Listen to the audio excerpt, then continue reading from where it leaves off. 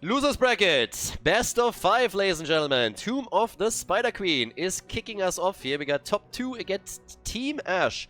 Now, both of these teams have pretty much gotten their butt kicked in the winner bracket. I feel like the score that they had there was probably not quite reflective of the performance that they had, because again, some of them really fought back heavily, and I think the score wasn't quite reflective of what happened in the games themselves. But now both of them have to fight for survival here, so they have to win this one if they want to have another chance to move through the losers bracket. So for both of them, again, if you lose here, you're 4th place. If you move on, you still have a chance to make it into the grand final. So, well, let's go. With Tomb of the Spider Queen, we currently have also a map that I personally absolutely love. We're here at the RavenCourt playoffs, in case that wasn't already transparent. And we have Urel banned out immediately. It's actually the first time today that we're going to get Tomb. First time that we're getting Tomb here, and I'm happy because it is, next to Battlefield of Eternity, probably one of the maps that I enjoy the most these days. I can't even put my finger on why exactly that is, but the trend is going more and more towards bigger and bigger maps. We get a lot of Alt-Direct these days, we get a lot of Garden of Terror, which is kind of funny because initially I believe it was actually one of the tournaments that I hosted where we put Garden of Terror in more as, I don't want to say a joke, but just to like break up the map pool a bit. And it was just a map that was in there. And players were really reluctant to play it at all. And now all of a sudden it is something that we are seeing oftentimes as map number 2, map number 3 already. So, yeah, kind of interesting. Anyways, Urel and Diablo both get the boot, so both of them out immediately. I think that sentence made no sense towards the end, and again, I have to quickly say this. I have an excuse, I'm actually sick. I'm running a bit of a fever, nose is running, so if you hear any weird noise or all of a sudden start speaking during the cast, it's because I probably put the microphone on mute and I'm blowing my nose. But if the occasional brain fart comes through, normally I'm just like sitting there and I'm like, alright, kind of screwed up. But now I actually have an excuse, so yeah, I'll blame it on that. Anyways, Johanna, this is a thing, by the way. I want to see when exactly are they going to start banning Jojo, because Lopaka picks Johanna every single game. You can tell that he wants the hero, and you have to ask yourself, how deep is his tank pool? How deep is the pool of tanks where he currently feels comfortable on? And I am a bit blown away that nobody has done that yet. They are picking Johanna every time in the first rotations. So I would be not surprised whatsoever if top 2 decided in game number 2 that they're just banning her. We get Blaze, we get Anduin, and then Tracer and Malfurion. So Tracer's already going to be happy from the overheal that she's going to get her. But, yeah, I mean, nothing against Lopaka, don't get me wrong, but he is now put into a position where you can tell that he wants Jojo desperately. And it's wild. So this is the 4th time in a row now that we've seen him pick that hero. Gul'dan banned. We know obviously wave clear as well with Jojo. To be fair, here of course Jojo is even better than on most other maps. If you pick her in Infernal Shrines, she's fantastic. You pick her here, she's great too. Interrupt potential is any turn in that comes in. You get the extra wave clear. That helps a whole lot. So it's not like picking Johanna is all of a sudden, oh my god, it's a problem or it's a bad pick or anything. She's a great pick. But the priority that they have for her and how often they are now taking her, that tells you quite a lot. So if top 2 heads into a game or into the map and they're like, well, what do we ban as the second slot here, then Jojo would probably be a good idea just to see what happens on the other side. Anyways.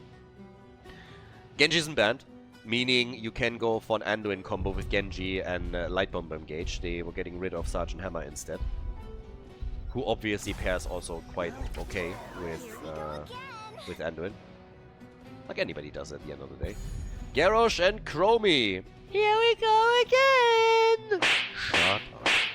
So, well, with a little sandwich over there, we still need a bit more wave clear, probably a mage from Team Ash as well, and of course that side laner that goes up against Blaze. Junkrat and Leo? Yeah, the Haka. The Haka in the house. Junkrat is in the mix. That leaves us with Banana H. He's been playing damage consistently. No shenanigans from him. Has finally shaken off all attempts by his teammates to push him into a healer position. So it's always just damage, damage, damage from here on out from him. And, well, he needs to contribute a little bit more. They already have Chromie, but that's not going to be enough for them, obviously. So now that we're heading into the final pick for our first map in the best of 5, it is Genji. Genji Anduin. The light bomb combo is there, and we're heading into map number 1. Inspire me. Game number 1. Alright, let's kick this off. Losers bracket between top 2 and Team Ash. Over on the left side, Danazovsky with Anderhin. Even-handed blessings. Yeah, I also like to bless people even-handedly. Like this. Play on Chromie. We've got Banana H and Genji, Casper on Blaze, and Johan is playing Garrosh. Over on the right side of the map, Team Ash in red with Lopaka on Johanna. We get Murenas on Dehaka, Renella on Malfurion, Miriala on Junkrat, and Limu is playing Tracer for the team here, who for some reason seems to be very reluctant to pick their talents. There we go. Taking a little while second. Keeping the opponent guessing. And who takes the lead here? Both of these have not won a single map in the playoffs yet. Both of them got absolutely murdered in their, well, score-wise at least, in the winner bracket semi-final. So one of them will now be able to move forward, and the other one is going to go down in flames potentially. I'm actually a little bit curious to see if they are totally evenly matched here and we're going for a 5-map, or if one of them proves to be just way too strong. And right now, the early game aggression that we're used to from Team Ash is kicking in already. So they're getting the first kill. And they might even get another one. They're going for Garrosh, and he's in trouble. Hello, Anduin to the rescue. And the Mama's Boy is able to save Garrosh. Good for him. Yep, able to pull that off. And now we'll quickly also move into the middle. Rotation between the middle and the top lane is obviously still ongoing here. So let's go. Morenas. Easy control at the bot lane. So they're going for both of the camps. Siege Giants are getting attacked. Also making a quick play for the thingy, for the Bruiser camp. Over on the left side, we see essentially the same thing, and now it's just time to go for some Siege Giant action. But I was honestly expecting maybe a bit of a battle to happen. Morenas is already there. Yeah, and they can get the entire team involved. Blaze is missing, and so is Johanna. Everybody else is starting to move in for the fight. And Limu on Tracer has to be a bit careful against Genji. The camp is already taken. Maybe they can get a kill as well. Yes, they can. Chromie comes in, gets the quick hit. That's the end of the Haka. And they're even nibbling on Renella there for just a moment. But that's a kill for a kill now. With level 4 kicking in for the blue team. So far, so good. And now, of course, in the meantime, the next play already about to be made here for the mid lane. But yeah, Miliki. In this case, what we're getting is just more aggression from both of the teams. Obviously, the blue team with now a tiny lead, so to say. Not massively ahead or anything, but they were at least able to take the Siege Giants at the bottom of the map. That gives them some extra damage that we're able to get out. And yeah, besides that, what we're now getting is just that attempt at getting another hit in the middle and hoping to get another kill here. And Garrosh is always up at the front. And it's starting to drop a little bit low on this. Yep. Still fine. But they're not able to get a kill. Lots of poking obviously happening on the other side. So yeah. Poke, poke, poke, poke, poke. All day, every day. Chromie in particular is having a field day with this. Yeah, but the Haka is still down at the bottom of the map in that one-on-one that he fights out with Blaze. We now have also Chattering Teeth. I don't know why, but for me personally, it's still one of my favorite talents. It's so dumb. I absolutely love this one. It's so stupid, and I love it for that. So yeah, Chattering Teeth are in the house, chattering happily away. And the push towards the middle, but the problem for Jojo, that she got flipped around, and that is the end of Johanna. So another kill for the blue team. I love the aggression from Team Ash, but it seems that right now with the discipline that they're showing, the blue team is just doing a bit better. That's the third kill that they locked in with Malfurion now gone. So that's an early level 7 talent and the chance to turn in a couple of gems. So far they only delivered 21. Garrosh just pulled that off as the red team has taken 41. So they are much closer, but the map is currently being controlled by the blue team. So they should be able to deliver a bit more here, as Tracer is just zipping around in an attempt to not only interrupt turn-ins, but also, of course, hopes to soften up a couple of the targets in this case. Okay. I mean, right now, the Haka with the tongue attempt. Barely missed it, but wasn't able to connect that right away. So they're moving towards Banana H right now at the bottom of the map. Here comes the root. Maybe now the chance to take finally Garrosh out. Johan still alive, has to sustain here, but the attacks keep coming, and there's an opportunity now. Anduin. It's Junkrat that dies. Yeah. Garrosh, they really try to go for him, but with all of the sustain that he brings in and the heals that are coming from Anduin, it's really tricky. It's basically just bait that is shown in front of their face here and wiggled around, and he is able to move out over and over again. They just don't have the oomph to take him apart, and now the play for the Haka. Hasbro uses the heal. So much heal, but it's not enough. The Haka dies, and that is 5 kills to 1. Red team has the first set of web weavers now. So it's a little bit of a weird one, because on the team fights it's definitely top 2 that is making the big moves. But on the objective they were able to get the first set. So if they can make that work, as long as they don't lose another hero here, with the Haka coming back, that's totally fine. Oh, if they get a kill now, that would of course be better. That's a bit unlikely. But just being able to now do structural damage, that would make for a really interesting game here. Because on the team fights, an experienced top 2 is definitely in the driver's seat. But with the objective, if you're not able to do decent structural damage, then you might have a chance to make some bigger plays towards the end of the game and the mid game. Johan again taking lots of damage here, has to fall back, and I don't think he has a fountain cooldown up anymore. So the pressure down here is really starting to be a bit worrisome. This might actually cost him a fort. With the 4-man pushing through and Junkrat still trying to dish out damage in the middle and the top, they might lose that bottom fort. Well, lose it is maybe a bit too strong, but they are going to take some damage in. Right now we have a few more defenders ready down here as well, so that adds on it. Level 10 abilities, yeah, okay, that shuts everything down. With level 10 abilities, this is just putting an end to the entire push. Decimate now for Garrosh. X-Strike, Anduin with Light Bomb. This is also where the combo with Anduin and Genji is finally starting to unfold. Oh, Falling Sword. Trying to apply some pressure onto Chromie and Anduin. So, Falling Sword. This is actually something that I found very fun in the Korea tournament that I just casted recently. Again, if you haven't watched it yet, you can find it on YouTube. You just check out the playlists. There's a tournament for the, a playlist for the NA tournament that we had, and a playlist for the Korea tournament that I commentated.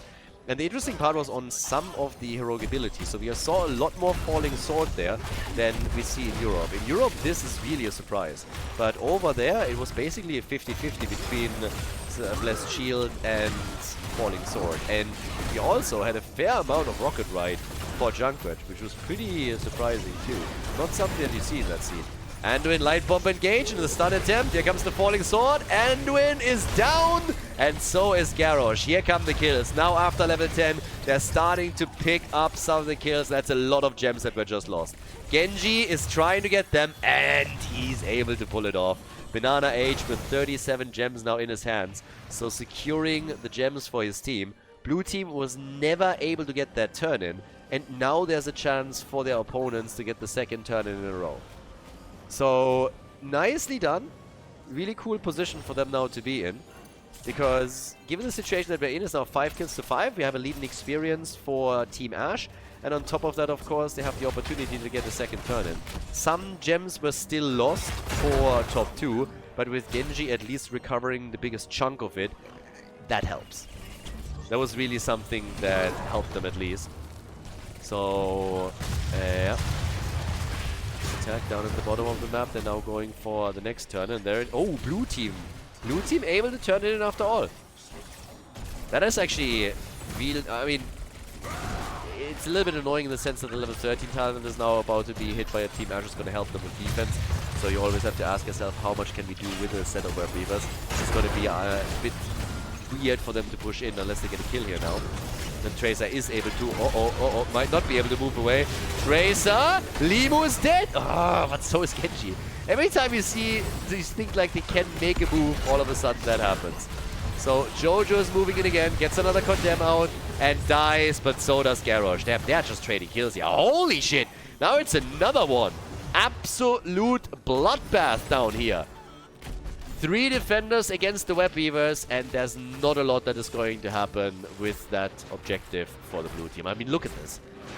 Genji, Tracer, dead, Jojo, Garrosh, all of them dying. And then that last nibble against Blaze from the Haka allows them to take the side laner out too. 8 kills to 7 now, and they're looking good. 1 level lead for Team Ash, and if they can now get their own turn in after defending successfully, well, actually, they're going to lose that bottom fort. They go for kills. I mean, of course they're going for kills. It's Team Ash after all. So they're losing the bottom fort.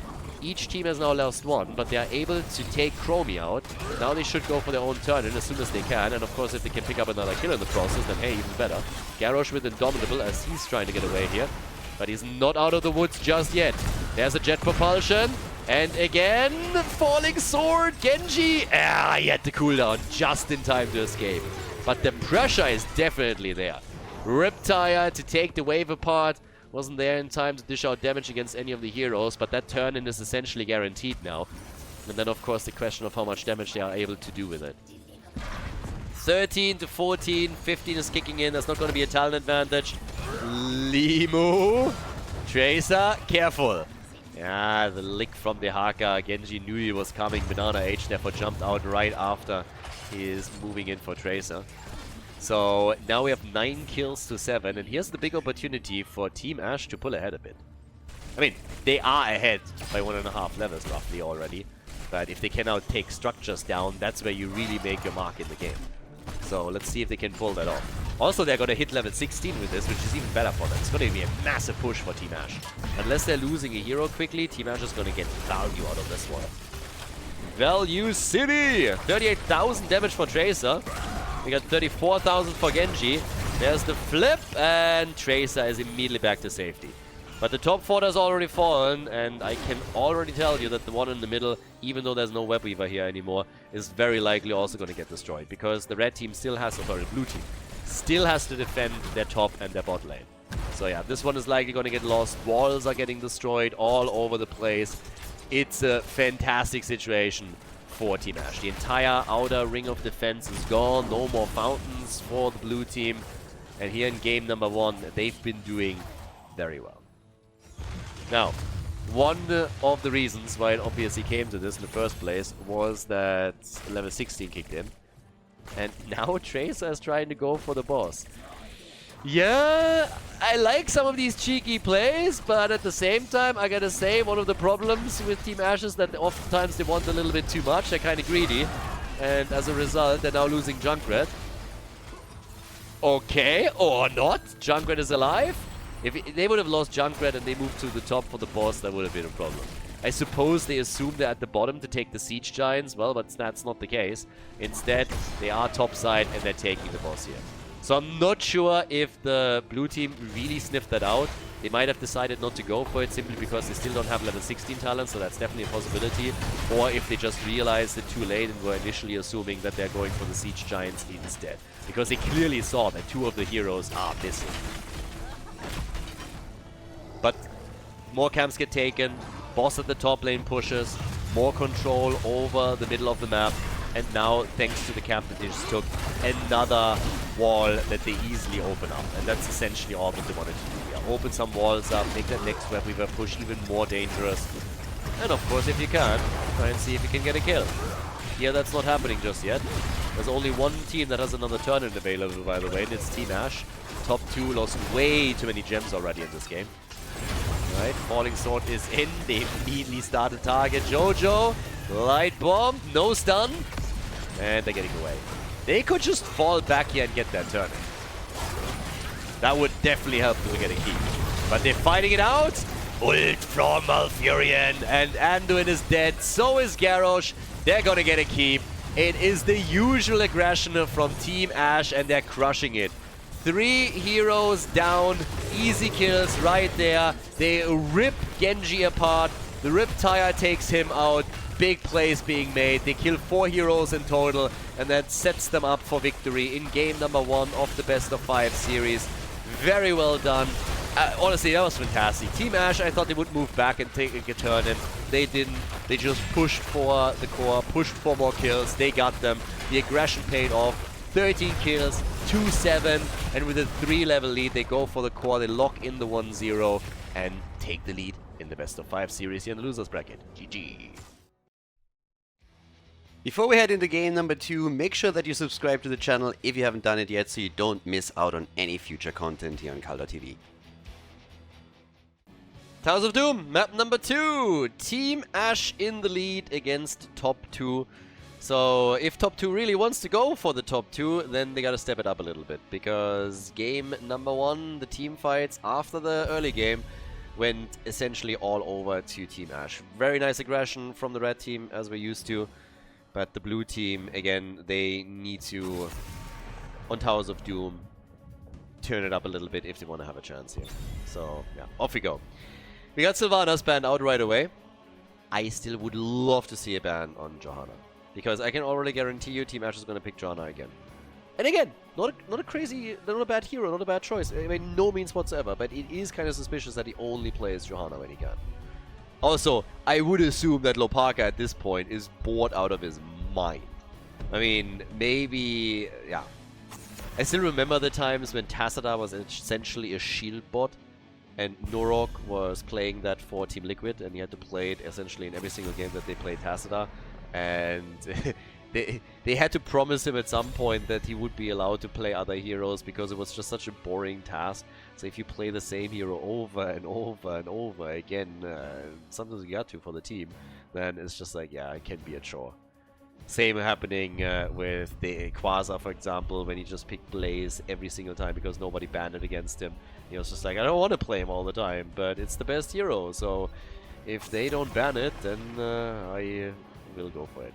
Falstad is banned on towers, so they take out some of the globals. That actually leaves us with the Haka. So if they ban Falstad here and they want to run a global, then they should really think about picking the Haka early.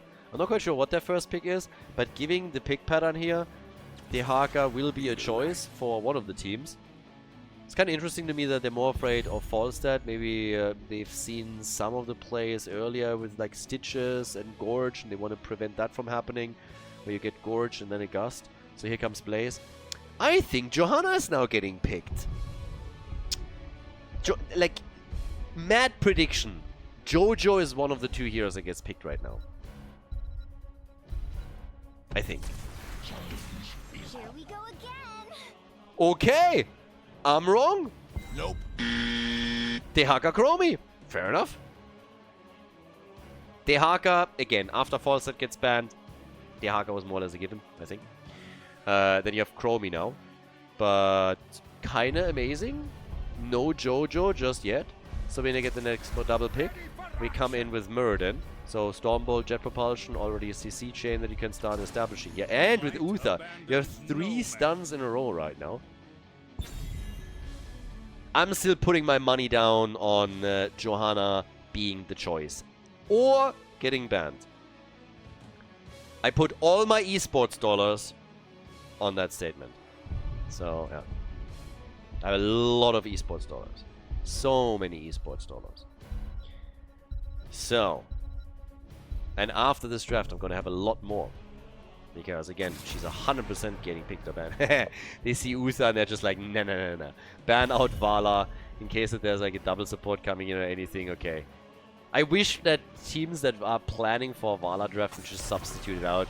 There it is! Woo! Nobody saw that coming. I'm actually surprised that they didn't pick Johanna early. Because 3rd ban, that in the first 2 bans you might decide against not banning her fair. But on the 3rd, it had to happen eventually. So now I want to see what's going on with this. By the way, I just won an enormous amount of esports dollars. It's ridiculous. Anduin and Stitches! Alright! Anduin and Stitches, ladies and gentlemen. Big one. Gorge with a light bomb on top of that. And then the stuns that come with it. So, yeah. already a pretty neat little play. Because now you can... we've seen this before. Stitches gorges somebody, Anduin times a light bomb properly, and then you just simply come in and, you know, you get the kill there. On the other side, Hanzo and Tracer. So that leaves us with nice damage dealers for the team. Lots of... I mean, look at the amount of stuns that we're having over there. It's ridiculous. Hanzo coming in with another quick arrow. Towers of Doom, big map, good interrupts too. Good vision. Limu... He might have wanted to pick Tracer here for himself. Genji is still up.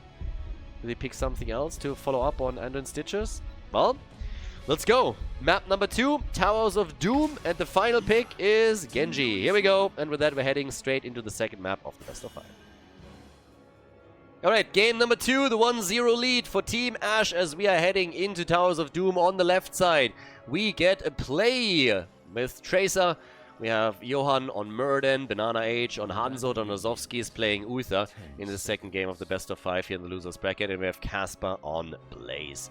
Over on the right side of the map, Anduina played by Renella. We got Limu on Genji, Murenas on Dehaka, Lopaka gets plays Stitches this time instead of Johanna, and we get Miriale on Chromie.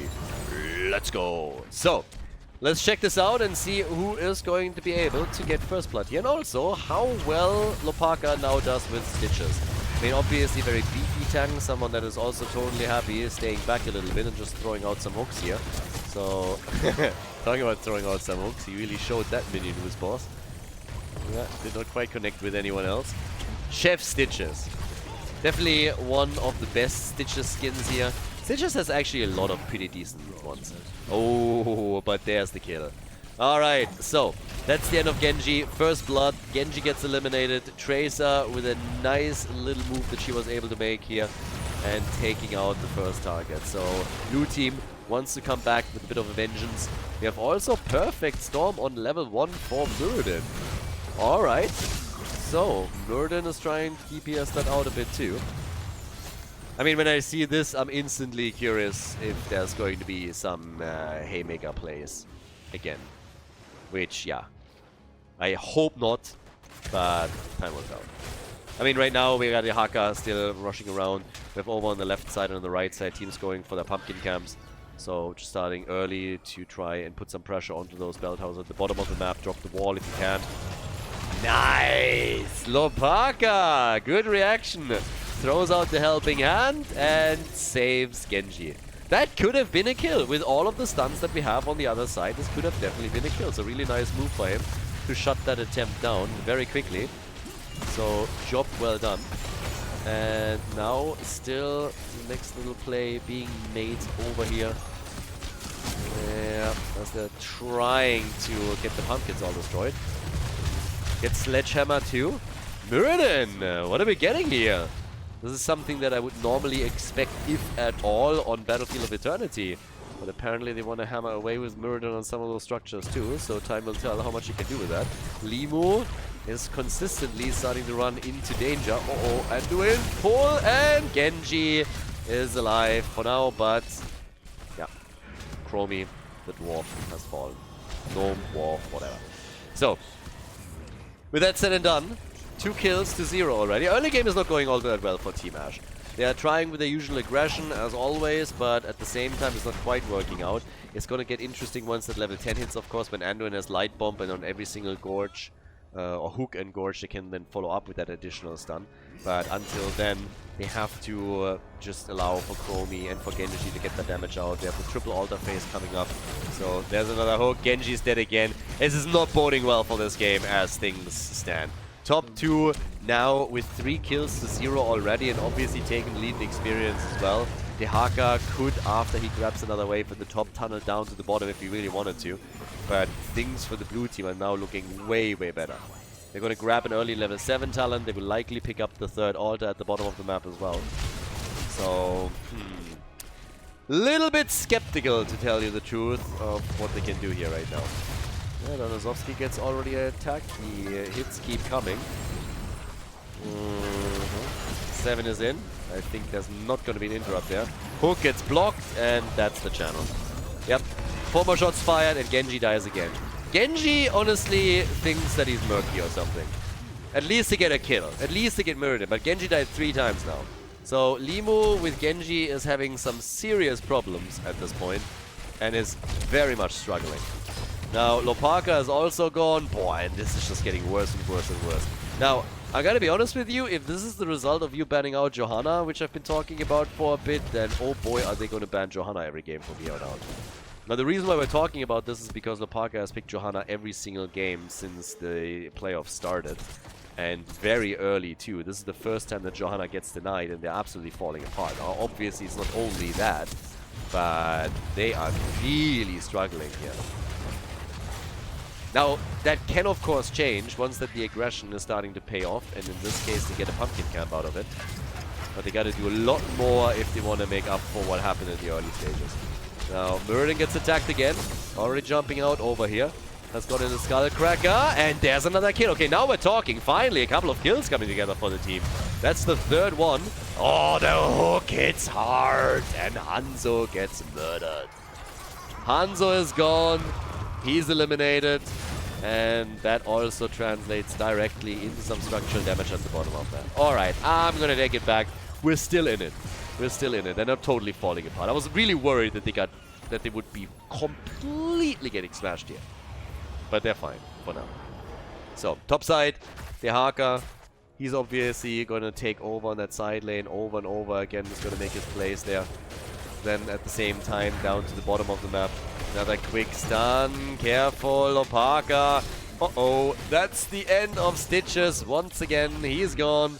And the channel on altar number 1 goes to the blue team. And they might actually be able to pick up the second one too. It's a double altar phase after all. Red team. If anything, I'm surprised that they didn't try to go for the bottom. It seemed honestly to me like the blue team didn't realize. They haven't sent anyone down there. Anybody that moved in early could have possibly taken that, I guess. Yeah, well, with the Haka, maybe not. But here comes level 10. They want Hanzo and the arrow. Genji gets attacked again. Divine Shield on Muradin. They're trying to use it as an ability, as an agility tool to just move away. And now that they're getting another lick at Blaze, they want to get a hit on him, try and drop him, but Johan takes the channel at the bottom of the map at the altar. That means that we now have both of the altars channeled by the blue team, and they're having the red team down to 24 points. Now, they lose Trace as a result, but that's a trade that they're going to be very happy to make. Still ahead in kills, massively ahead on the objective, on the core. And now Muradin dies too. And Muradin has indeed gone Haymaker. I hate that talent. I hate it with a passion. Muradin has gone Haymaker. 37 stacks for him now. He's currently sitting at 8,000 damage. Was it worth it? Was it worth it? Nope. 6 kills to 6. And yeah, we got 24,000 damage for Chromie as they're going for the bottom bell tower here. It's a bit of a weird game. Early on, top 2 just crushing everything in their path and sights. Then Team Ash coming back, but losing out on every single objective that spawns heavily. Getting the kills, though. Yeah, Arrow connects with Stitches. Here comes Muradin. Gets scorched! Gets scorched! And he doesn't have the cooldown! He does... But he haymakers away. Gets still stunned, but he's gonna die.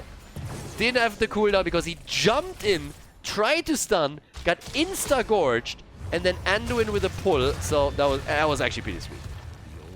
That was kind of funny. And a really nice execution on taking Muradin down here. You know what might have bought him enough time in that situation to maybe get his cooldown back? Avatar! It's called Avatar! You know, his level 10 ability. But yeah. Ooh, Blaze. Blaze is doing all of the hard work as it seems, and the Haka is just sitting there saying like, you know what? Me likey. So... tries to steal that away. Nearly has it. Ah, and he messed it up a little bit. He tried to push him off. Now he needs help, but he gets attacked. So, yeah. The Haka with a couple of nice ideas. Trying with the drag and then also to push it away here. But that didn't happen. So, now with that, yeah, he is very likely going to fall. The entire blue team is moving up. They killed Hanzo, so it's at least going to be a trade in kills. The Haga's just trying to buy some time. It's actually buying a lot of time for the team to rotate over, but they're not able to get a kill. Then again, Trace are getting hit hard.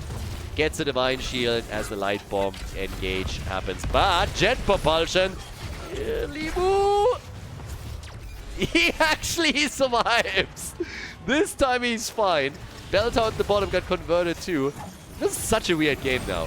Another quick hit, no Gorge available, but they put Usa in a pretty awkward spot here.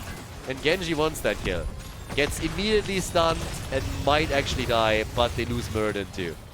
Genji is playing hyper-aggressive, way too aggressive if you ask me. 4 deaths already, but then at the end of the day, if you're looking at it, they're getting now a kill against Blaze, so they're trading 2 for 1, so who am I to talk about that, right? Who am I to judge? Usa is the only one on the blue team that hasn't even fallen yet. But Genji came in, made the aggressive play. Lopaka! What on earth? Neat! Yeah, the drag attempt from Dehaka was just mistimed by half a second. Not even half a second, it was less than half a second. But Lopaka is hitting some pretty crazy hooks lately.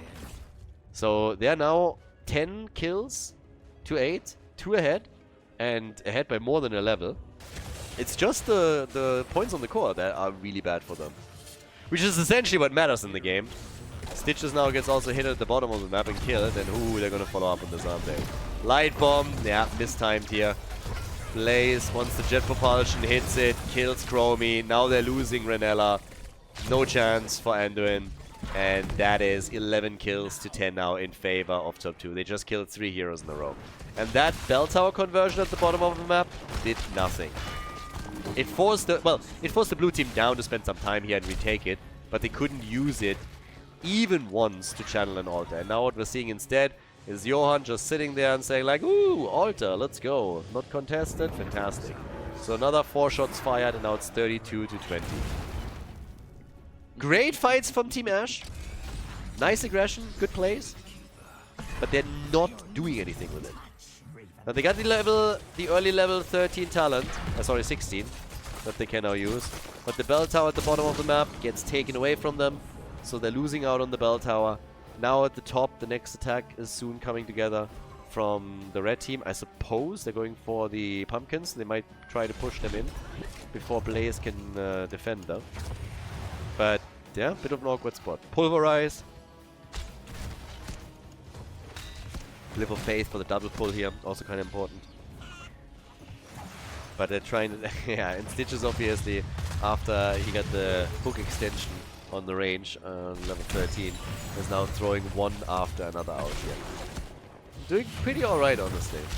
So yeah, the attacks keep coming. But at this point, can they get a Gorge and maybe escort somebody gently into the death zone? And the answer so far is no. Johan is able to also get away with Muradin. Muradin had 58 stacks on his level 1 and is sitting at 18,000 damage right now. 18,000 damage for Muradin, the main tank. Just compare it with Stitches real quickly. Stitches is currently at 24,000. Another hook. Lopaka is throwing out some dangerous ones. I mean, these seem like they're not going to do anything, but both of them have basically nibbled at a hero. Now there's a triple altar phase, and this is one of those moments when if Team Ash is not making any moves with this now whatsoever, then I think they're going to be in some serious trouble. There's a hook, and immediately recall from Tracer. So Tracer's jumping back. The Haka is channeling at the top right, Blaze at the top left. Down here, they're just hoping to grab one. But are they letting this slide? I mean, they got Stitches here. But the way they're moving right now, 5 shots fired against 3, and they're letting this one go. Damn! They're actually letting it go without fighting for it.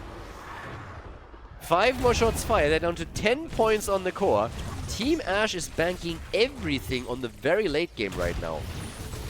Okay. That's a bold move, Cotton. Let's see how it works out for them. Yeah. There's Gorge, Anduin with a pull, arrow, and light bomb. The sit, yeah, Divine Shield. Oh, but Hanzo! Hanzo gets murdered, but the Divine Shield play was obviously great. Now the drag against Tracer. She's trying to escape here. Is getting hit by Pulverize. No! And gets out! I like the plays. Really cool moves once again by Team Ash, but what does it matter if you can't get alters. They make so many cool moves here, I really love it, but they're just incapable, as it seems, to make a proper play for the objective. Now they've taken the bell tower back, that's big. They are nearly a level ahead and they're stealing the opponent's pumpkins. But it's still a bit of a wild one. Because right now, I mean, the Haka is up at the top and has to try and safeguard this bell tower. They're of course applying pressure at the bottom of the map, trying to escort all of the pumpkins in. This might even result in them claiming the bell tower, because nobody is currently defending properly. But we have a double altar now up at the top. One pump, yeah, they definitely have a chance of grabbing this. Nobody's defending at all. With the minion wave coming in, they have it for sure. So they grab that one easily. 5 to 3 bell towers now, and they have level 20. This is really the big advantage. Having level 20 with enough fire that we're now getting. And on top of that, of course, also the dragon becomes me. As long as Andon makes sure that they're not dying, they're going to be fine. They go for Merlin. Big arrow against 3. And Limu is, what? Alive. All right. Limu is alive. Stitch is in trouble, though. And gets saved by Anduin. They actually kept them all alive. What? I thought multiple would die. Look at this. Arrow connects, and then, damn, they heal at the final moment, and he actually makes it. I think even he took already the hands off the keyboard and was just like, yeah, that ain't happening. 5 shots fired against 3, but they won kills. In comes the light bomb. That connects, and the hit against Hanzo. Pulverize after it, and Chromie, together with Stitches, gets a kill. So, they look for more. Another hook. Tracer in trouble immediately.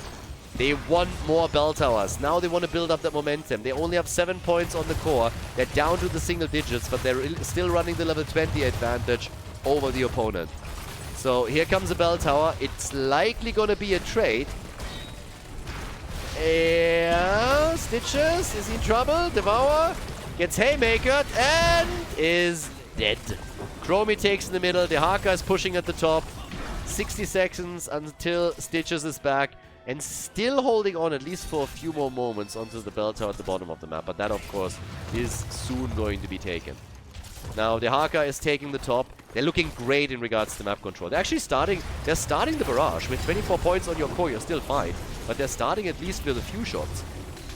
So they're getting a few, but not too many. One shot fired. Second one any moment now. Blue team is not taking back that bell tower. They get Muradin in. Muradin, Blaze, they can take it back. And yep, there it is. Second shot get fired. The Haka is dead. Oh, they're staggering deaths now. That's the end of Renella. Bell tower is taken back. Only 3 shots were fired in total by the barrage. And they lost 3 heroes. That is honestly a disaster, losing this many heroes. If they take a single additional bell tower, they can go boss and altar and end the game. So top 2 is looking very good now. Very good. Right now, they are in a position where they can win it. If they take this bell tower and go for the boss afterwards. Now, they might not have enough time. They might not have enough time to make that play. But all of that late game momentum that Team Ash was clearly banking on and playing for has not really played out. The shots are fired. The Haka on 15 seconds, he can tunnel in. The Haka can tunnel in, and here comes the boss play. I think they got enough time. The hook did not connect. If the hook connects, maybe they can buy a little bit more time. But this is likely going to be it. Stuns galore all around. Now they move in for it, and that's game. Shots are fired. It's over. 1-1 in this best of 5. Top 2 takes the boss and wins the second game to tie up the series. GG. Well played.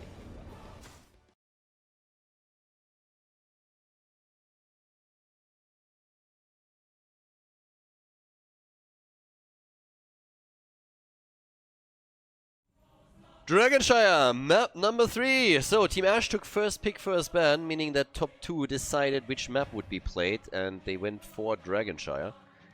And I am immediately curious if anything changes now with the pick and ban priority on Johanna after the last game. Now, to be fair, the performance of Stitches was actually pretty decent, and banking into the late game could have worked for them. They got really close of completely locking down the map. If they are able to get the barrage and then just explode the entire game, they win it right there. But top 2 was a bit too coordinated, did a fantastic job, and got multiple kills, very disciplined, and then made the play through altar and boss. But right now, are they valuing a potential Johanna ban higher? Or do they just say like, yeah, whatever, he did well enough on Stitches, it's not worth banning her out, we'll just deal with her. So, I'm kind of curious on that. And also if the pick priority is increasing or staying the same for Team Ash. Because Lopaka is clearly in a position where there's a couple of heroes that he's alright with, but where he has a very, very specific preference. And the question is then also, where can you push your opponent, right, if you deny that to them? So, Sylvanas gets banned. We had her banned so many times here, like continuously. Maiev, same thing. Lucio gets dropped. And now, Moment of Truth, third ban. First pick, of course. The next question is, do they really value Jojo even on Dragonshire highly enough to get her here? Works well with the interrupts. I guarantee you that's the topic that's being discussed right now. With that ban being that delayed? But I think they're gonna let her through. No, they ban her. They ban her. Alright, there it is. They are adapting to the pick priorities of Team Ash. Team Ash now with an early pick. And if they now pick a tank first, then you can clearly see that there is a problem. And they go Blaze. Alright. So they will pick that tank very likely in the 2-3 now. But so there's a high priority for them, for Jojo as it seems. But they can always then play around. I suppose Muradin and Stitches might be the other picks that he goes for. But yeah, let's see. I mean, Muradin, generally speaking, is fairly easy to play. It's not really a very complicated hero. And a very strong one at that. And on Dragonshire, he's obviously great because you can just always jump and then get that Stormbolt engage from one lane to another. So I wouldn't be surprised if they actually play Muradin here. If they play Stitches again, I wouldn't hate it either. But, yeah. Some of his hooks were insane on the last map. I mean, utterly insane. So, come on. Moment of truth. Muradin. Rhaegar Muradin, again, doesn't surprise me too much. Muradin is super solid on this map, can chain a lot of things, he's easy to play. So Lopaka is just like, yep, fine enough, we're going Muradin on this one. Jojo has been banned out, but they still pick that tank very, very early. On the other side, you then have Diablo. But that also means for top 2 that there's probably quite a few tanks where they don't have to really worry about that they're going to be picked away from them. There's a clear priority there, so if you're thinking, hey, do we pick this early or later, they are probably fine just picking some of those later. For example, Diablo, I'm not quite sure if Lopaka is coming into this and saying like, hey, yeah, this is something that I really want to play. Then again, you're already 2 games deep into a best of 5. It's not really the moment where you want to take too many risks. So, yeah. Anyways, Danazovsky with Brightwing, got Diablo on top of that. Final ban for Team Ash. And they might ban out Banana. Nah, they go for Hogger. They ban out the side laner.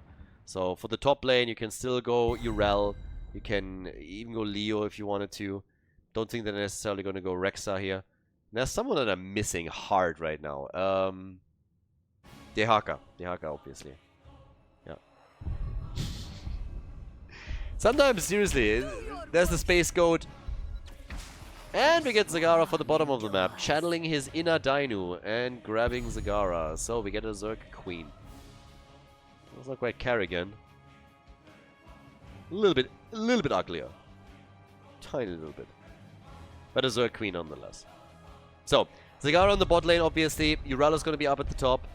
Might swap around at some point, but yeah, Urella's going to try and hold on to the bottom shrine for as long as she can. Push as much as possible, and then later also deliver a decent amount of damage after her 16 kicks in. Hanzo, Gul'dan, good heroes, a lot of isolation, good stuns, Horrify in a teamfight can help out. You got the arrow after Blaze Jet Propulsion, Muradin Stormbolt, so really a lot of tools that you can chain in order to get your hits in. If Rhaegar goes for a totem build that he can contribute a bit more, can even make it easier for the teams to have the follow-up stuns, and that leaves us, as so often with Banana Age, question of course, Genji, Tracer, heroes that he played quite a lot. Is that something he was willing to pick up here now too? And the answer is yes, Tracer. Tracer is in. With that, we're heading straight into game number 3 in the best of 5. Dragonshire, ladies and gentlemen. Top 2 against Team Ash. Third game of the best of 5, and on the left we have play on Zagara for the blue team after their victory on Towers of Doom, now eager to take the lead in the series. Danozovsky with Brightwing, Banana Age on Tracer, we get Kasper on Urel, and Johan with Diablo. Right side of the map, Team Ash, Lopaka this time on Muradin, we get Limu on Hanzo, so he's trying the other brother this time. Renella with Rhaegar, Miriale on Gul'dan, build that he chooses, we'll see. It's actually kind of funny because it really feels like they are holding a lot of these talents back for when the gates drop and they're finally moving in. It's the Saki build for Gul'dan, so it's going full drain on this one. And on top of that we got Renella of course now on Rhaegar, Urenas on Blaze. So, level 1 already, Chaotic Energy is in, no big surprises when it comes to level 1 talents. We get Adrenaline Stim Pack here for Blaze, who's of course going to move towards the top. With Gul'dan, you are actually in a spot where whenever Zagara is going to try and get all of her the creep tumors out, you can easily take them on. So it should be fairly easy for Gul'dan to actually limit the vision that the blue team is going to get here if she just keeps up with the Fell Flame attacks. But Zagara has a lot of push power, so if you leave her alone at the bot lane, it is going to be a disaster at some point. I mean, she can go to the structures fairly easily. Now, middle of the map, still a bit of aggression happening over here. Down at the bottom, Mirala already starting to take over, as you would expect. And Rhaegar has now started to just go for the camp. Solo, by the way. Nobody helping out just yet, so this is going to take him a little bit, even with a lightning shield. Limo is trying the same thing now with some assistance from Gul'dan and the Siege Giants. I would assume that he is going to help Rhaegar. And no, it's Blaze that moved over. Blaze is the one rotating in, saying, alright boy, you're going to get a hand here. And my eye is still okay. Yeah, nice job. Missing every single arrow from the scatter. So coming in, dropping that, trying to Hanzo Zagara a little bit and go for the poke, and just missing every single bit of it. The second one wasn't any better. So Limo at this point is just missing everything. I hope that's going to change as the game continues, but at least here for the early hits, not a thing. Okay, there we go. That looked a little bit better. And forced Zagara already to pop the fountain cooldown.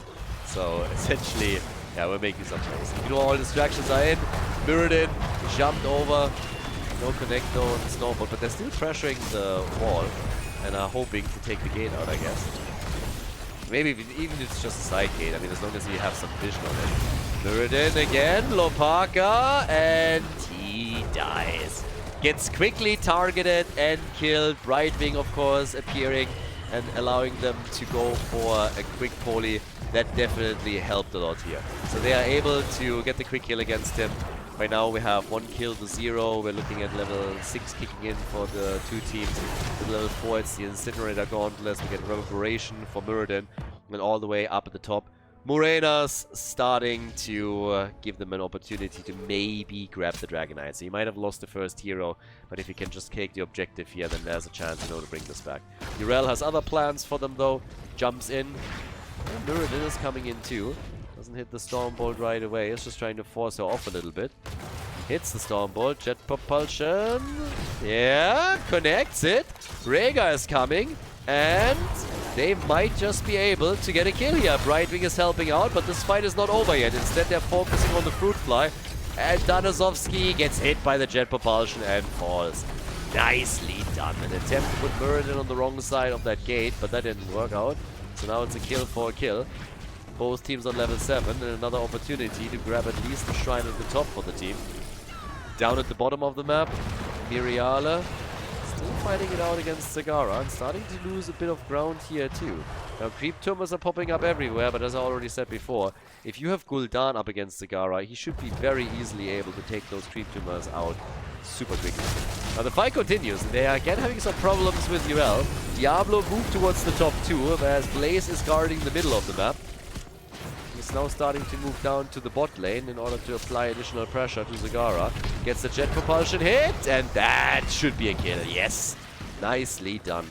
They knew that there was no risk of the Dragonite being snuck in because they saw every single player on the map, so they came together, moved towards the bottom, took Zagara out. She's gone.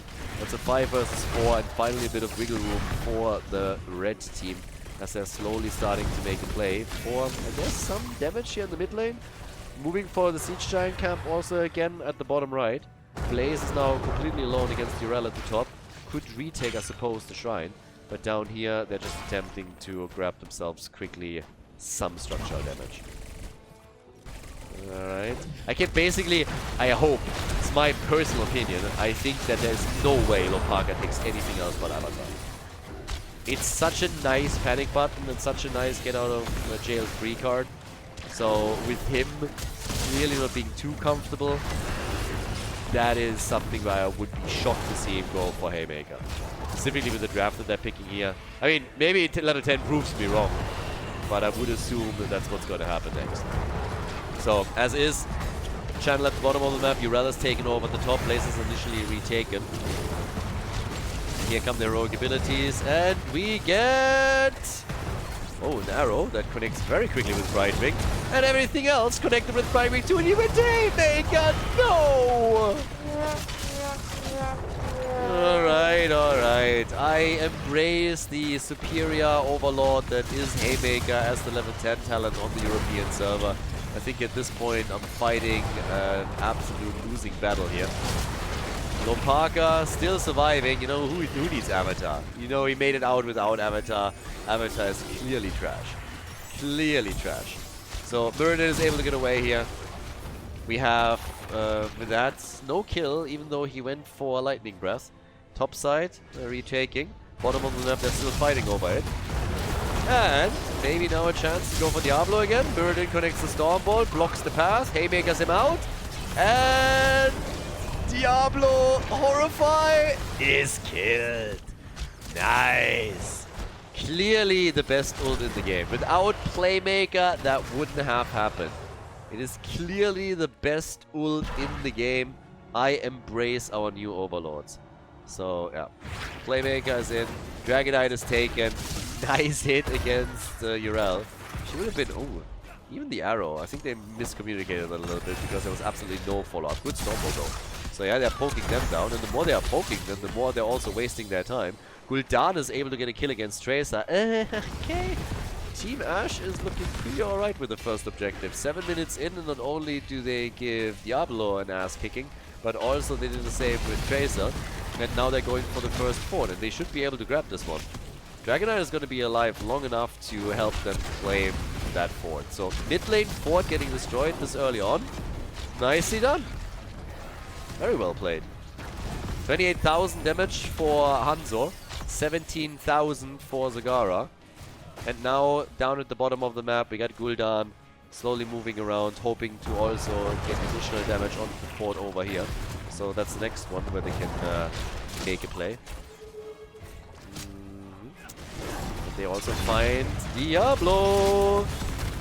Brightwing not helping out this time, and Dibbus is dead again. So, bad news for the blue team. They're actually starting to lose a significant amount of ground here. That's 6 kills to 1.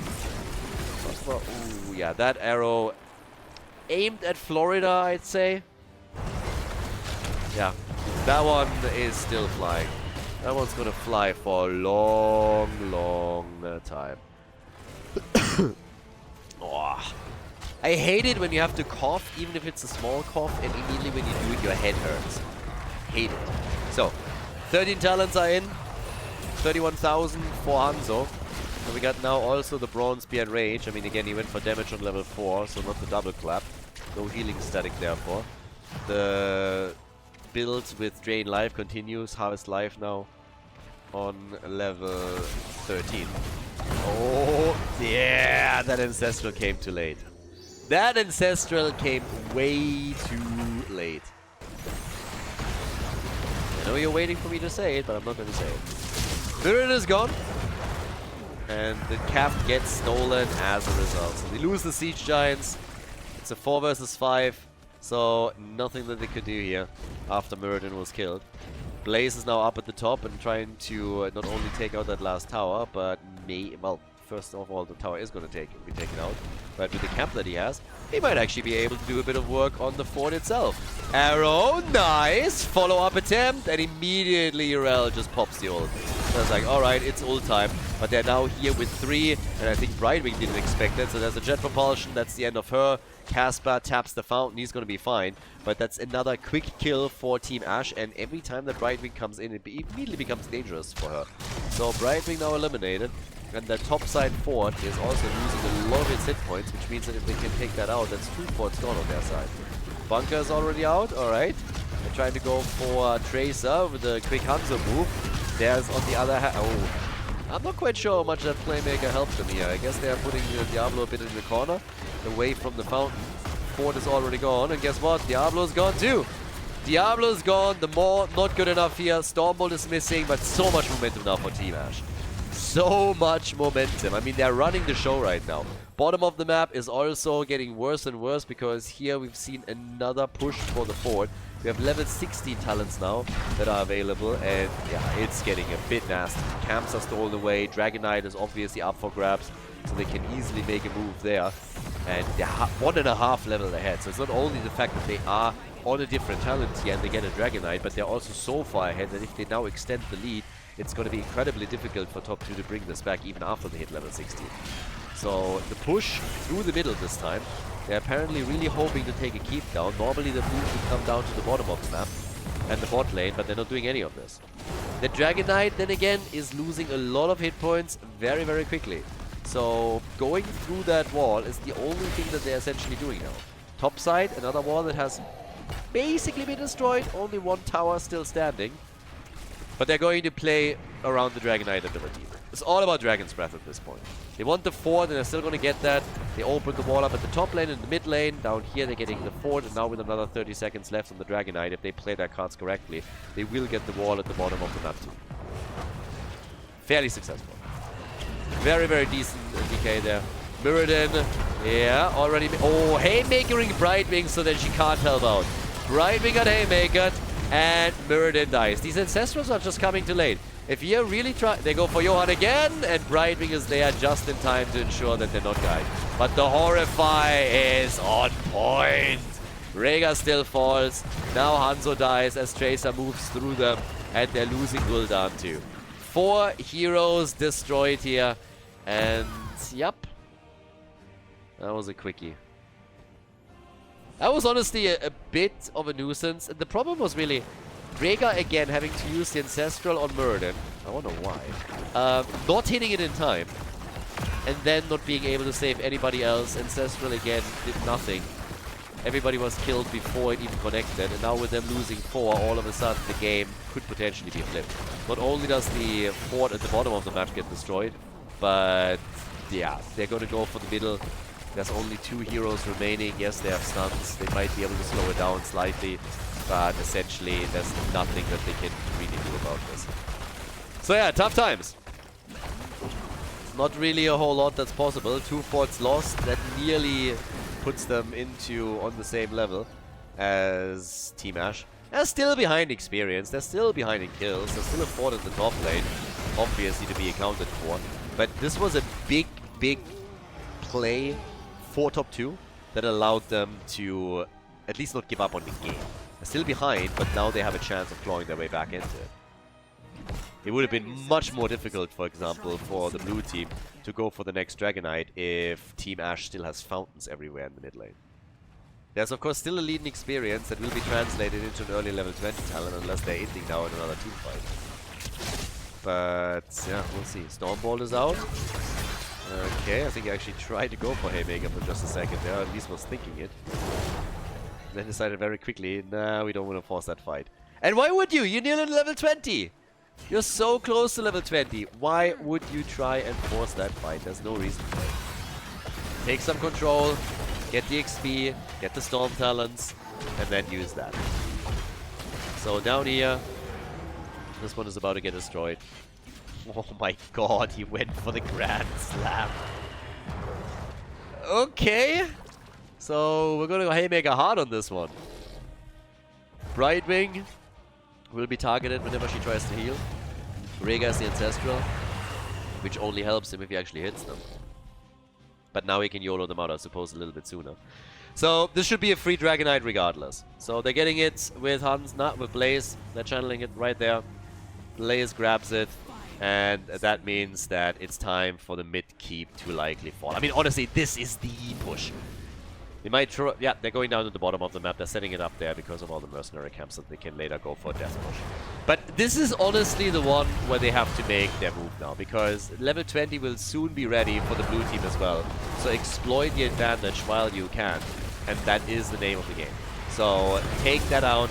Tracer gets hit, but was able to rush away. So Banana H still gets hit by Hanzo's arrow, but was already so far towards the back that it didn't have any actual consequence. Dragonite still with nice damage. The fort is a bit low. Muradin trying to make a move here. And Muradin has actually not made a single play with Grand Slam yet. He has 2 charges now. And the cooldown is not all that high, so you can really play around that. But they are falling back again. Totally happy with only having destroyed half of the hit points at the bottom keep. So Lopaka slowly moving around. They are trying to see if they can make a bit of a move. But also, they know where they are, obviously, because again, there's 3 moves on the map. Somebody has to take those down. Stormbolt is already in. Yep, and Muradin is dead. Shocked I am. Shocked, I tell you. There's the play with the barbecue. Urel is gone. Nice. Didn't have a chance to use their ult even. Double more in the back, but really good heal this time from Rhaegar. The problem is that the 2 that got caught in the maw are still dead. So yeah, both of them are killed.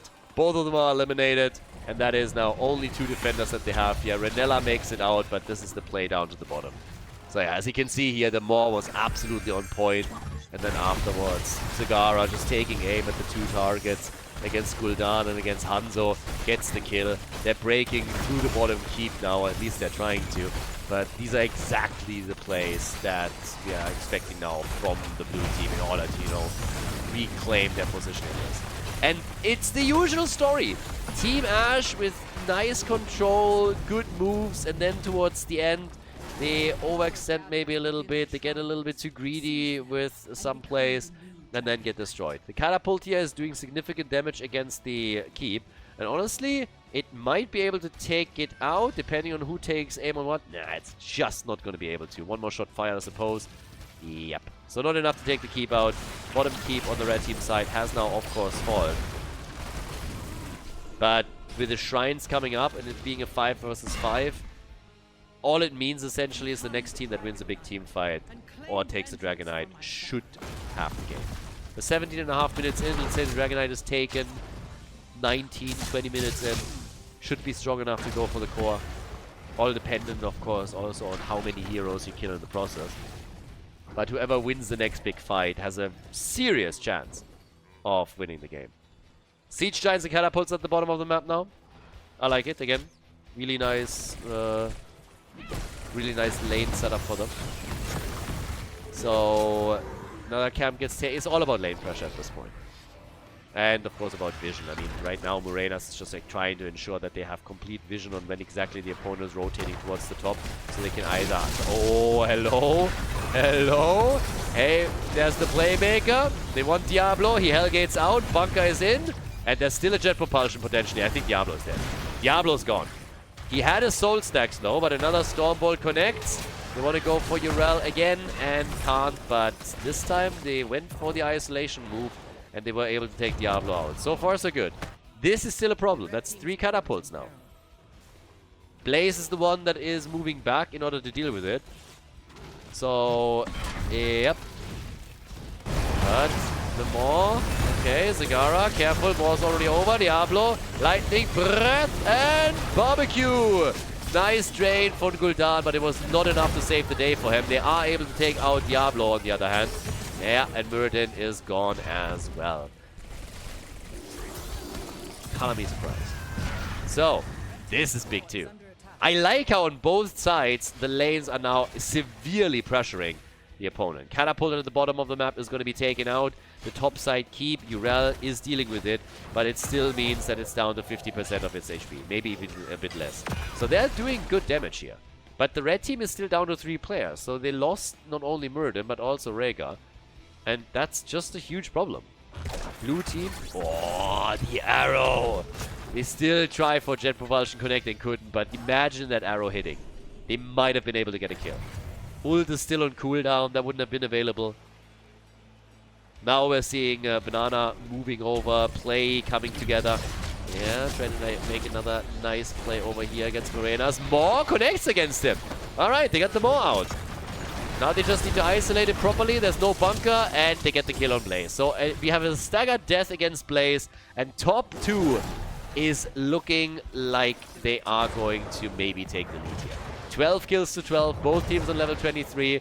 Dragon Knight definitely in the cards for them now, as they have the numbers advantage on the map, and the red team is letting it happen. They want to defend. They got Gul'dan, they got Hanzo. They can defend. If they have the entire team here, they can go for a defensive play, and that's what they're trying to do. So, Dragon Knight is going to be on the move in a few moments. Lopaka, hiding down out at the bottom of the map, is not hearthing. Apparently he's trying to come in from behind and then go for a playmaker move. If he does... Well, no, he hearths. Okay. Seemed for a moment like he didn't want to go for a jump. Which, again, would maybe rewind on level 20, would also have helped them here. I have not really seen him use a lot of those haymaker moves. So he gets kicked out. Dragon Knight is already mega low as it arrives at the core. So this defense is definitely possible. The core is going to take damage, but this defense is possible. So they're trying to push them out. Dragon Knight is gone. They're immediately going for Diablo. Fight still raging on in the back. Here comes Hanzo's arrow. They want Johan. They might be able to get him. Where are those haymakers when you need them? One is already getting used. Diablo is dead. He's down for the full duration, and they're chasing the rest of the team. Brightwing is attempting to escape. Might still fall. Mirrodin wants the Stormbolt, misses it, but Haymaker's Banana Age comes in again. Recall is there. Banana is down. This is the opportunity. This is the chance. This is the moment where Team Ash could go maybe for core. If not for core, then at least for double keep. Keep in the middle and down at the bottom are both low. I don't know. I mean, knowing the team, they're going to go core. Knowing the team, they will try and go for the core here. They can pick up additional kills. Mirrodin can get that Stormbolt. Blaze is already there. There's the Stormbolt connect. And here comes the kill. Playmaker, baby. They're making the move. And now with the support gone, with the healer gone, this is dire straits for top 2. The blue team, they're losing everything. They're losing Zagara, they're losing Urel. Mirrodin died once again. This is 6 deaths on Mirrodin, 7 deaths on Diablo, but the core is gonna fall, and after an insanely back and forth game, we have Team Ash winning it.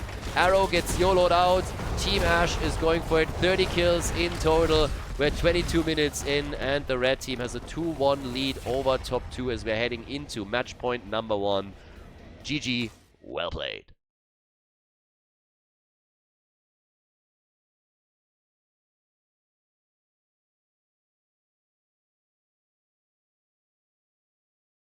So, as the headache increases and the sinuses clog up even more, we are going into game number 4, and Team Ash is taking a 2-1 lead now, and have looked pretty good on the last map, but at the same time, top 2 has also stepped it up significantly. It was a continuous back and forth on the map, and eventually Team Ash was able to break through. Now, of course, Mirrodin going full Haymaker on this one. I wonder if this now has an effect on the ban pattern for top 2, who, by the way, are currently on their way to be top 4, aka 4th place. Team Ash, if they win this game, if they win match point number 1, they would be at least top 3, but could of course still make their way into the grand final. So, here a bit of a moment of truth right now. Banning Jojo? Yes or no? No. They decide against it, they banned Falstad. They still have first pick and first ban, but they are just not deeming Jojo worthy of a first pick any longer. So, as it stands right now, let's see what we're getting as the final ban in the first ban phase. And I mean, they're taking their sweet time on this one. Braxis holdout is the map, so you have a 2-lane map, and that obviously changes things just a little bit. Maiev still gets eliminated. Normally what you see prioritized here are heroes that can traverse terrain. Mirrodin, Genji, in this case Maiev, Anub'arak sometimes. Like, generally speaking, you want to have heroes that can quickly move from one lane to another. Makes things a little bit easier when you're trying to go from one beacon to the next, and if you're of course trying to get some kills in.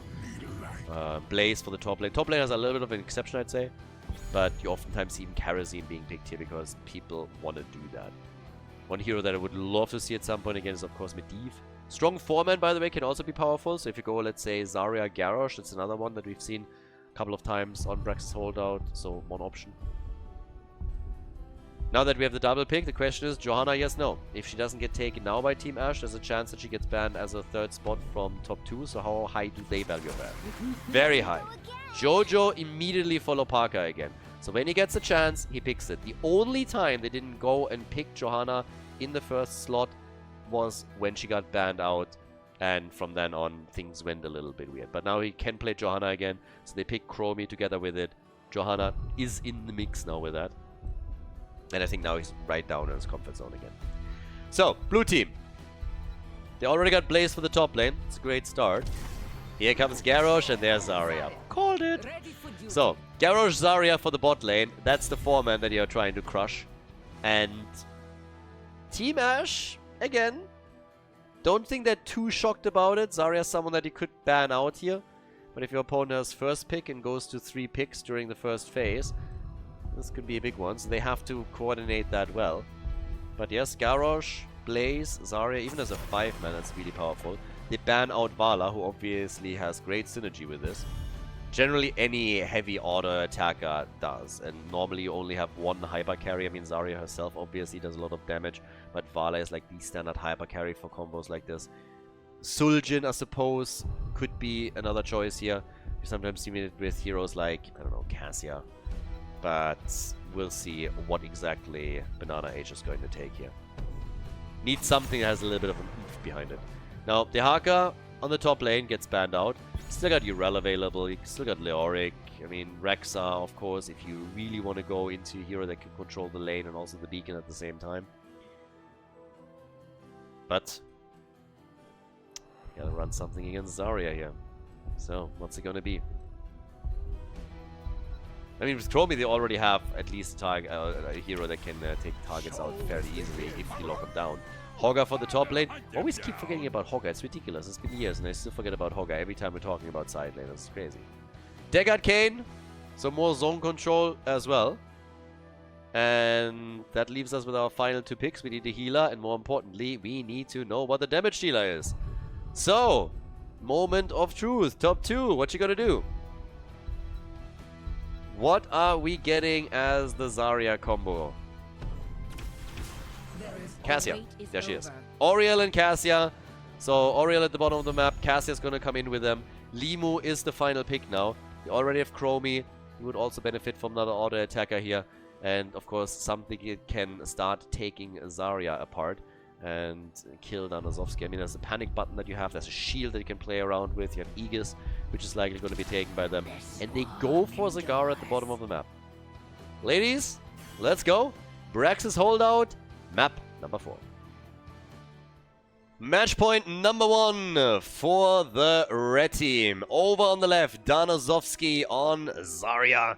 We got Casper on Blaze, Banana Age on Cassia, Johan on Oriel, and Play is playing Garrosh.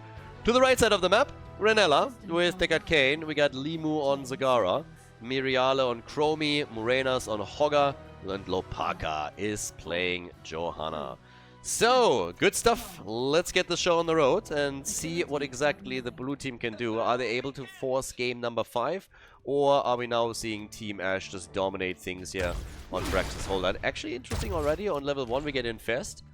So, not something that I necessarily expected to be taken, but clearly with the idea of making sure that you can heavily attack.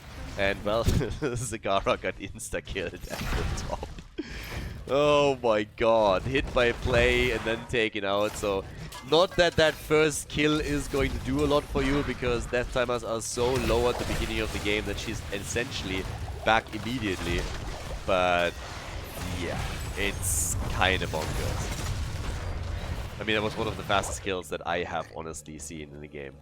Not the fastest, there were still instances in the past where, for example, Falls that just flew into a bush and then insta-died because everybody just aimed for the bush and was like, yeah, it's gonna fly in there, so let's go. He always does it. I'm not even sure who that was, but yeah, there were some crazy, crazy quick kills. But massive pressure now from the blue team. I mean, they're the ones with the big 4-man. So that's what they are trying to do here. Lopaka is able to get away though. Damn. Even with all the aggression they threw against him, he's able to get out here. Zagara still pressuring a bit. But it's going to be fairly interesting to see what she can do at this point. So with their siege damage increasing as the game continues, you can do a whole lot with this. So yeah, already using it right now to get a bit of action going there. But as the game continues, I'm really curious how much of an impact Limu will have with all of that. Progress is already being initiated slowly. Yeah, siege damage of Zagara is something that of course we're going to keep an eye on a little bit, but already she's sitting at 13,000. So she's definitely taking the top spot in the game here. But this is something where as the game continues, you might be able to get to a pretty good spot. Bottom of the map, on the other hand, is still a 4 versus 3, so numbers advantage for top 2, which means that they're breaking through the wall fairly easily. So it's essentially a race. The 4-3 gives top 2 an opportunity, but at the top you see the same thing coming through. And over here... Is that a kill? Nah, Hogger gets out. Over here, they're already going for the fort. So generally speaking, top 2 is losing the race. They're losing the battle. Team Ash is already making a move for the fort itself and is likely going to take that out. Soon TM, with Infest being used by Zagara now over and over and over again, really applying the pressure. And it allows them to take their top fort out. At the bottom of the map, Jojo gets killed, but they've done a great job defending so far. So while the fort is now finally getting attacked, they have done good damage topside, and this one might still be safe. The problem is, of course, now the speed barrier that has kicked in and allows Garrosh to just make the quick move and run into the team. So the second the minion waves are gone, there's going to be mad pressure and damage on the fort. But Zagara is now rotating over and is trying to take them out as quickly as she can. So that shuts down the attempts of the blue team to make a play here. So half of the fort HP are still standing. And yeah, with that, we go. 3 kills to 0. And Banana Age is already moving back out. Alright, so Limu, again, for him, siege damage, he wants to be a siege damage monster here. That combos with Infest. They have now a bit of progress here, but Zagara, every time she gets hit like this, she's basically dead. She doesn't have a chance there. She can't really survive any of it. So when you get caught, you're gone. That's just what it is. And they have not gotten a single kill yet. They're still waiting for their first kill in the game. Now the idea behind Zagara currently is to just get all of that siege damage out, I suppose, and then later on as the game continues, they're picking up level 16, level 13. Then you can slowly begin to also focus on heroes a bit more. They're relying, of course, heavily on Chromie right now too. But if that gamble is paying off for them, very different question. 100% Zerg wave against only the 18% that you get standard. Even if you don't get a single point, you're getting an 18% wave. So you get something. But the first objective goes to the blue team. Now, to be fair, I don't think it's going to do too much, because it's still the first one, so it's usually defended against fairly easily. But once that we're heading into number 2, also level 3, it's a different story. Okay, yes, that's another kill. 5 kills to 0. Boy, oh boy, someone is starting to struggle here. Yep, they're having some real problems. So that's a 1 level lead, that's 5 kills to 0. More and more momentum. And topside, Hogger, I think he can still hold this against Blaze. The Zerg wave has nearly been destroyed, but I'm not so sure about that fort at the bottom of the map. So, yeah. This one is already about to go down. All the way up at the top, the Guardians are now being eliminated. This one still stands, but the bottom fort, as I already said, is destroyed. So no bottom fort for them for now. Still trying to maybe isolate play a little bit. Can they go for him? A good heal, and Chromie is dead. Chromie is down. Hogger is coming in. There's a condemn. Big heal coming out again from Oriel, but with Hogger, they get a kill. Zagara comes in and they take down Cassia. That's the first kill that they're getting in this game.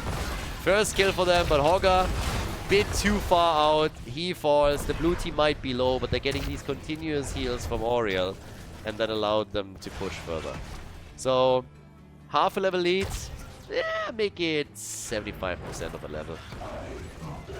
Level 10 for Chromie is now kicking in, of course, but I'm a little bit curious.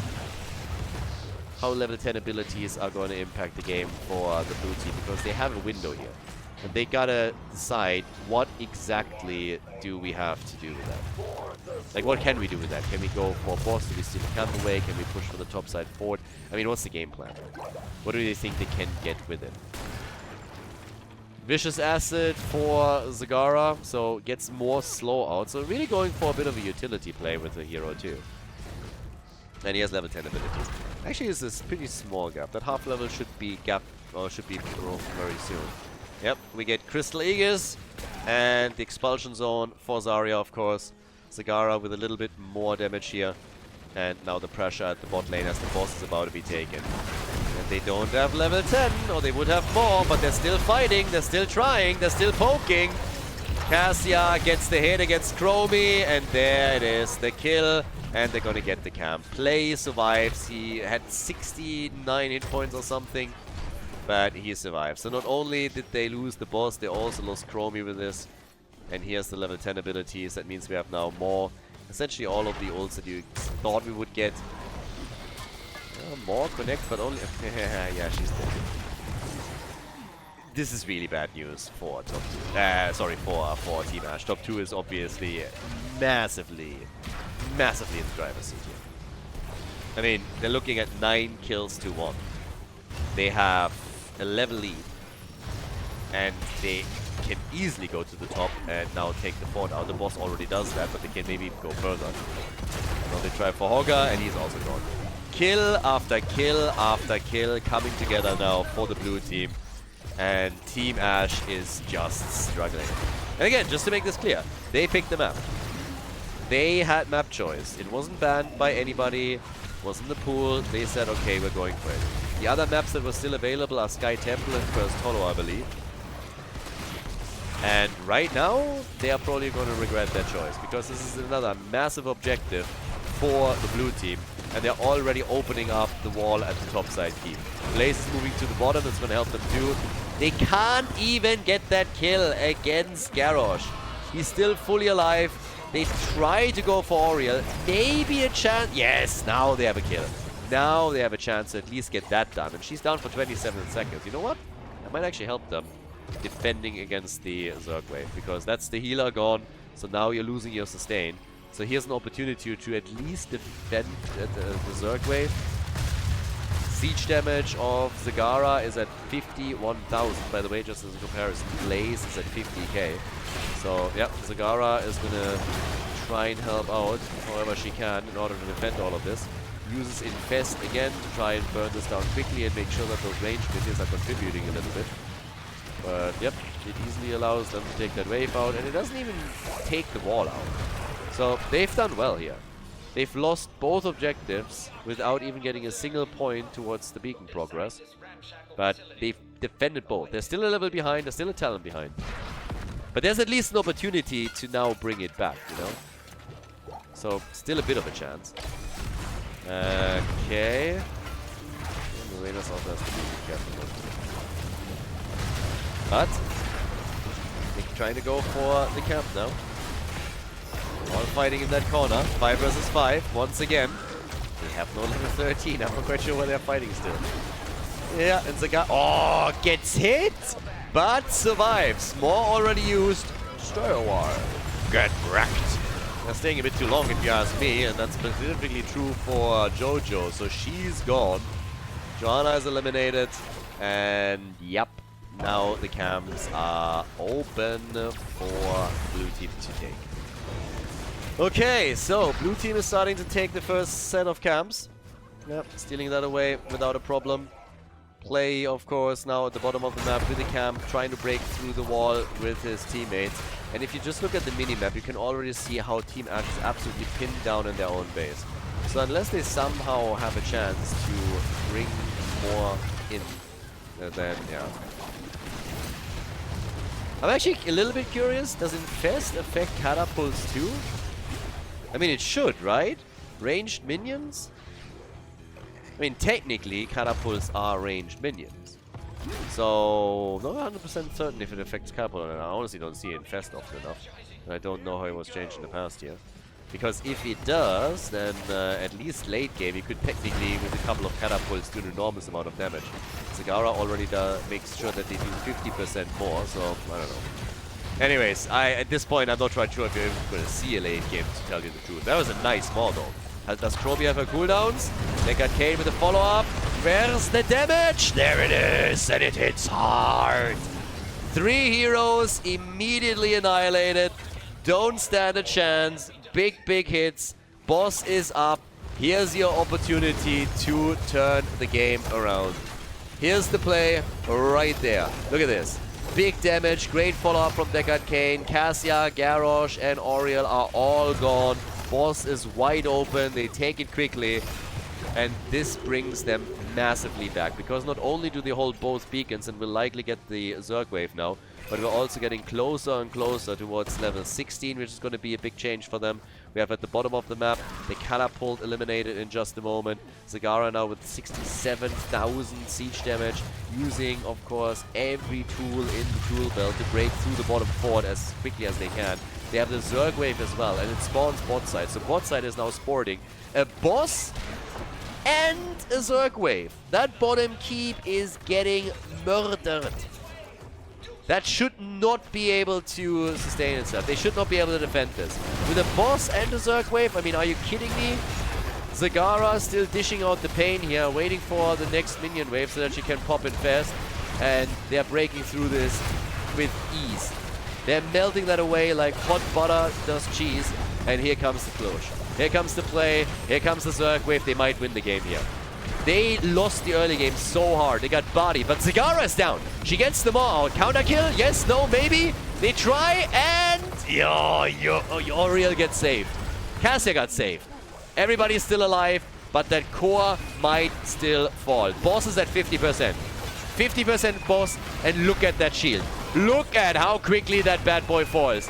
13 to 5, 6.5 out of 10, no comeback mechanics. Team Ash turns the game around, wins the series. Top 2 takes 4th place in the tournament, and Team Ash advances to the next match. GG.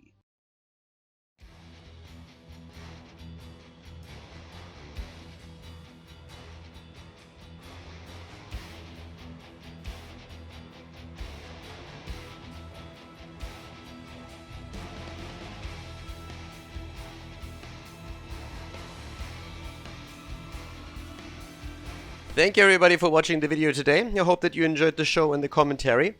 And keep in mind that the spoiler protection that is going to run for the rest of the video is made possible by all the support on patreon.com. So guys, if you want to support my work, if you want to help me start new projects and keep the spoiler protection in place, please consider heading over to patreon.com/Khaldor. There's also a link in the YouTube description, and check that out. Thanks in advance, and see you guys next time with more esports coverage here on Khaldor TV. Have a great day.